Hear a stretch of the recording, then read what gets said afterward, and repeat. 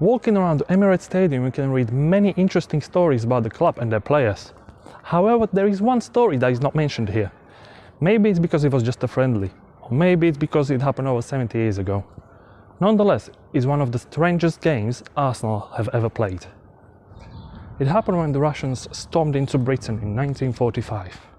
No, not like that. This was November and the war was already over. It was then Russian champions Dynamo Moscow who decided to visit this country for a couple of friendlies to celebrate the victory with the Allies. They started at Stamford Bridge, drawing to Chelsea 3-3 before moving on to Wales, where they absolutely demolished home Cardiff 10-1. But it was the next game everyone was looking forward to. At the time, Arsenal were one of the top teams in the country, and international football was pretty unusual in those days. Not to mention, finally seeing a live game of football after years of terror was something everyone was excited for. But they couldn't play the game here at the Highbury, as it was still in use by the Ministry of Defence, so they had to settle for the next best thing. The game between Arsenal and Dynamo Moscow was one of the only times Arsenal have ever played at White Hart Lane as a home team. On a match day, the teams were faced with a huge problem. The entire area was covered in a thick fog, which made the conditions almost impossible for a game of football. But Arsenal insisted on playing the game anyway. The Russians were suspicious of match fixing, so they agreed to it as long as they could use their own referee.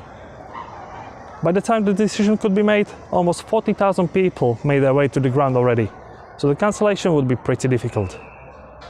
So the game went ahead. Dynamo Moscow took the lead within the first minute, but Arsenal managed to take the control of the game, and by the half-time whistle they were leading 3-2. The hugely dense fog made matters even worse in the second half. Dynamo's equaliser was allegedly offside, but the referee had nothing to go off other than the reports of Arsenal defenders, so he let the goal stand.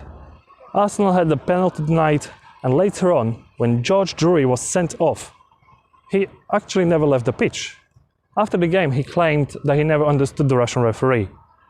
But Arsenal kept playing with 11 men, even though one of them was sent off. But Drury wasn't the only player that was on the pitch against the rules. Reports say the Dynamo had as many as 15 players playing, but these reports are very hard to confirm as nobody could see all the players. Dynamo's fourth goal was allegedly offside once again. But the referee saw a different scenario, if he could see anything at all. The conditions were so bad that when Ronnie Rook dribbled through the pitch, he was brutally stopped by a tackle that caused him a black eye and his head cut open. Shockingly, the referee awarded a free kick for the away team. Arsenal's goalkeeper took 2 blows to the head, knocking himself out, but the game was uninterrupted, as nobody could see the injury. Luckily, Harry Brown, the goalkeeper of QPR, was in the crowd that day, and he decided to run on the pitch to replace the injured goalie. The whole game was a total chaos. Dynamo Moscow won 4-3 in the end, before moving on to Scotland, where they played the final game against Glasgow Rangers. But it was the game against Arsenal that was the main story of the whole trip. Many fans, standing just yards away from the pitch, had to find out about the outcome in the next day's papers, of which Daily Mail summed it up perfectly. They said it was the most exciting game 52,000 people never saw.